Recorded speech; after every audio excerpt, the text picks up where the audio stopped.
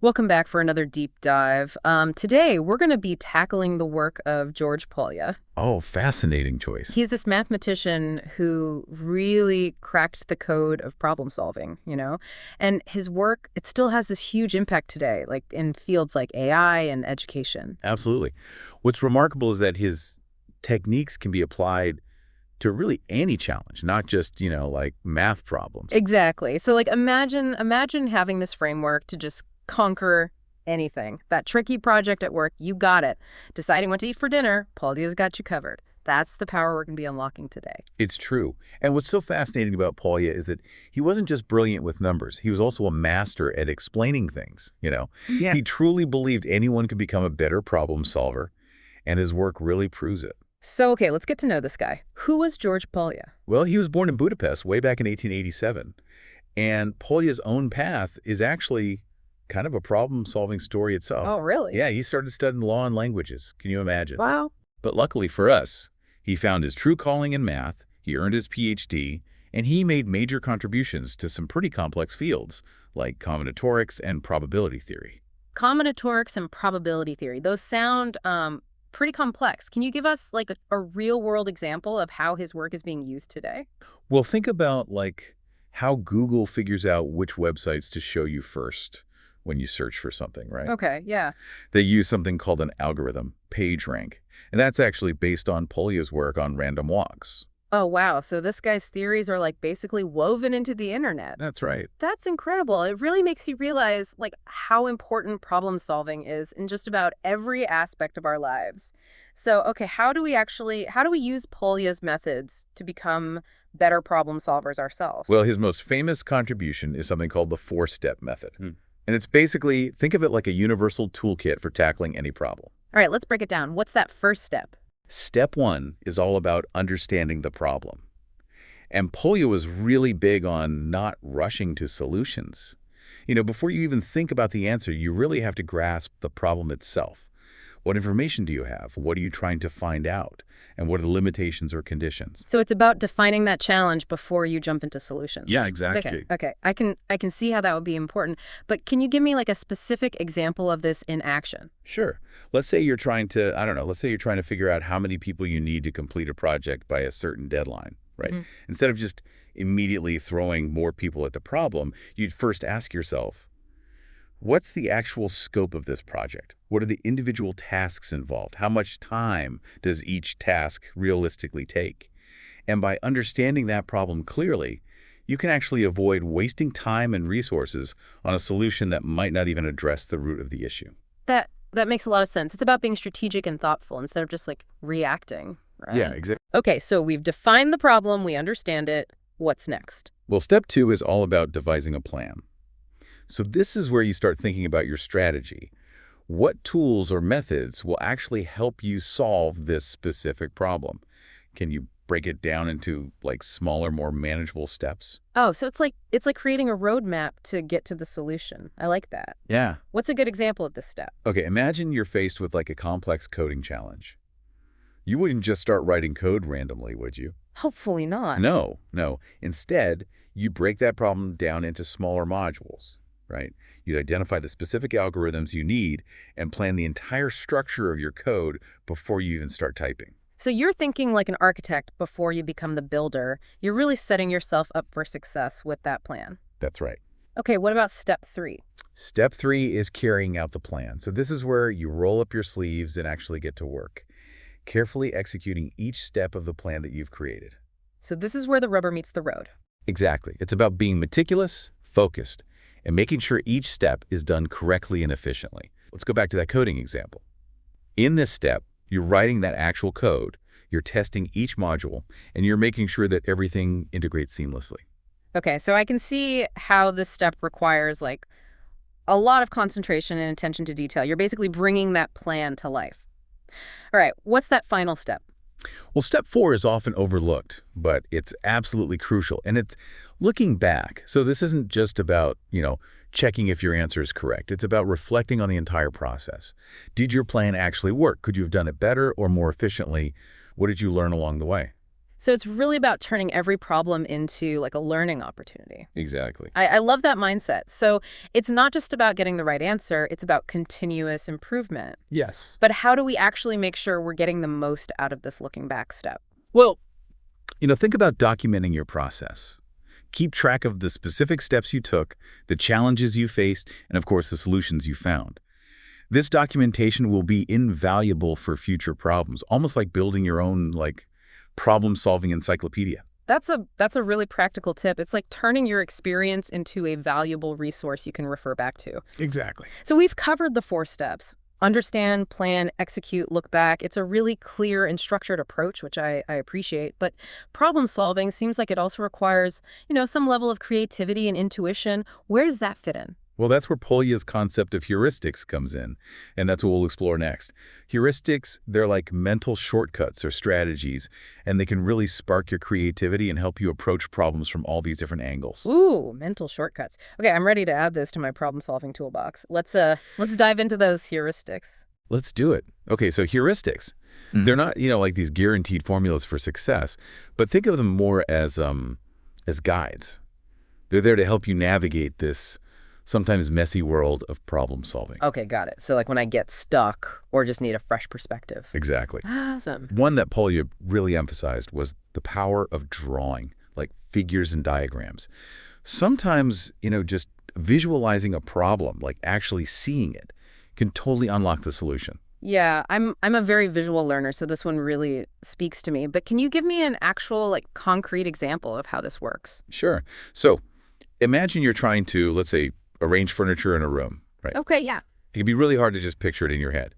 But if you sketch out the room and the furniture pieces, you can easily see all the different arrangements, right? And then find the best fit. Or think about planning a road trip. Mapping out your route visually can help you optimize your stops, see the big picture of the whole journey. Ah, I see. That visual representation really helps you see the relationships and the possibilities, things you might miss otherwise. Exactly. Okay, so what other heuristics, what other tools are in this toolbox? Another great one is exploring special cases. Mm. Sometimes, tackling a simplified version of the problem can help you spot patterns or insights that you can then apply to the bigger picture. Can you give me an example? I need to see this in action. Sure. Let's say you're trying to figure out a complex pattern, like how many different ways you can arrange a certain number of objects, right? Okay. Instead of starting with a large number, you start with just 1 or 2 objects. Oh, okay. Figure out the arrangements for those simple cases, and you might start to notice a pattern, right? And then you can apply that to the larger numbers. So by starting small, you can kind of uncover the underlying logic of a problem. Exactly. That's a really powerful technique. Okay, what else do we have? Another one that can be surprisingly effective is working backwards. Oh, working backwards. Yeah, so instead of starting at the beginning, you start at the goal and work your way back. Sometimes the path becomes much clearer in reverse. Yeah, I can see that being useful for things like debugging code. If you're getting an error, you can trace the steps back to find where the problem started. Exactly. Or let's say you're planning a project with a really tight deadline, right? Instead of starting with the first task, you start with that final deliverable, and then you work backwards to figure out each step and how much time you're going to need for each one. This can help you avoid those last-minute surprises and make sure you hit your deadline. I'm starting to see how these heuristics aren't just about math problems. They're about thinking differently and approaching problems from these new perspectives. It's almost like you're rewiring your brain. That's exactly what Polya wanted to achieve. He believed that anyone could become a better problem solver by just learning to think more flexibly, more creatively. This is so empowering. But I'm also realizing that problem solving, it's also easy to mess up. Oh, absolutely. What are some of the common, traps we should be watching out for? Well, Polya himself identified several pitfalls that can really trip up even the best of us. Okay. One of the biggest ones is just simply not understanding the problem fully. Right. We might skim the details, make assumptions, or even just rush to a solution before we've really grasped what's being asked. Oh, I know. I've been guilty of that. It's like trying to put together furniture without even reading the instructions first. You just end up with extra pieces and a whole lot of frustration. Exactly. Another common mistake is, using the wrong approach altogether. We might get stuck in a rut, using the same old method, even when it's not the best fit for the problem at hand. It's like trying to, use a hammer when what you really need is a screwdriver. So how do we avoid these traps? Awareness is key. By being conscious of these common mistakes, you're more likely to, catch yourself before you fall into them. Polya also stressed the importance of checking your work. It's not just about getting the right answer. It's about making sure your reasoning is sound and your solution actually addresses the problem you set out to solve. Right, it's about being thorough and really thoughtful throughout the process. But I have to ask, all this problem-solving talk, it seems very, focused on math and technical challenges. Can Polya's methods really apply to, other areas of life? Absolutely. And that's what's so brilliant about his work. Polya himself emphasized that these principles are universal. They can be applied to science, engineering, business decisions, personal dilemmas, you name it. Okay, give me a real-life example. Convince me. Imagine you're facing, I don't know, a conflict with a coworker or a friend. Instead of getting caught up in all the emotions, you could apply Polya's method. Okay. Yeah. First, you understand the problem. What's the root of this conflict? What are each person's perspectives and needs? Then devise a plan. How can you communicate more effectively? Are there compromises you can both make? Next, you carry out your plan, right? Focusing on really listening and understanding the other person's point of view. And finally, you look back. With the conflict resolved eventually, what did you learn about communication and conflict resolution? Wow, I never thought of applying these problem-solving techniques to, interpersonal conflicts, but it makes a lot of sense. It does. So Polya's framework, it can be used to approach just about any challenge we face in life. Yeah. That's incredible. It is. It's about having that structured and adaptable mindset that lets you tackle any problem with more confidence and clarity. And that's what Polya's work is all about. This has been such an eye-opening deep dive. I feel like I've gained a whole new set of mental tools.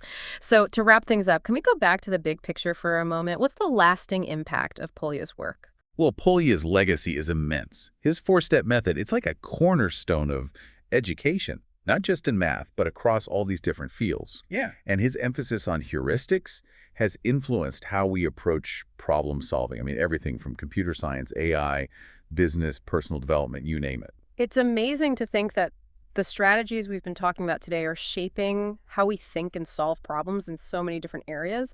What's truly remarkable is that Polya's ideas are just as relevant today as they were, decades ago. In a world that's constantly changing, becoming more complex, that ability to think critically and solve problems effectively, it's more valuable than ever. And what's so powerful about Polya's approach is that it gives you that framework for tackling those challenges. Yeah. It's not about having all the answers. It's about having that right process for finding them. I couldn't agree more. So for our listeners who are ready to put Polya's wisdom into action, what's the one key takeaway they should remember? If you only remember one thing from our deep dive today, let it be this. Problem solving is a skill, not a talent.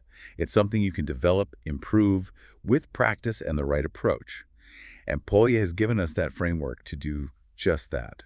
Beautifully said. So as we wrap up this deep dive into the world of George Polya, I want to leave you with this. Think about a problem you're facing right now. Big or small, personal or professional.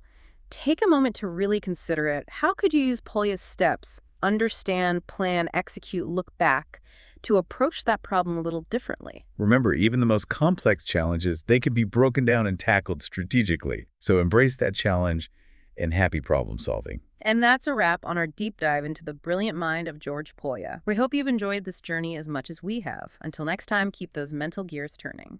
It's funny, we've been talking about this whole framework for problem solving. Yeah. But it makes me think about Polya himself and his impact. What is his legacy? Well, it's truly immense. I mean, his four-step method has become, like a cornerstone of education, not just in math, but across so many fields.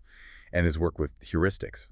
It's influenced how we approach problem solving in everything like computer science, AI, business, personal development, you name it. Yeah, it is pretty wild to think that the strategies that we've been geeking out on today are actually shaping the way we think and how we solve problems in all these different areas. Right. But what's really remarkable to me is that Polya's ideas, they're just as relevant today as they were, decades ago. Absolutely. In a world that's just constantly changing and becoming more and more complex, the ability to think critically and to solve problems effectively, it's more valuable than ever. Oh, I completely agree. And what's so powerful about Polya's approach is that it gives you that framework that you need to tackle those challenges. Yeah. It's not about having all the answers right away. It's about having the right process to help you find them. I couldn't agree more. So for our listeners out there who are, ready to put Polya's wisdom into action, what's the one key takeaway that they should remember? If you only remember one thing from our deep dive today, let it be this. Problem solving. It's a skill. It's not a talent. Right. It's something that you can develop and improve with practice and with the right approach. And that's exactly what Polya has given us, that framework to do just that. Beautifully said. Okay, so as we wrap up our deep dive into the world of George Polya, I want to leave you with this. Think about a problem that you're facing right now, big or small, personal or professional. Take a moment, just sit with it for a second, and think, how could you use Polya steps that understand, plan, execute, look back to approach that problem in a new way? And remember, even the most complex challenges, they can be broken down and tackled strategically. So embrace the challenge and happy problem solving. And that is a wrap on our deep dive into the brilliant mind of George Polya. We hope you enjoyed this journey as much as we have. Until next time, keep those mental gears turning.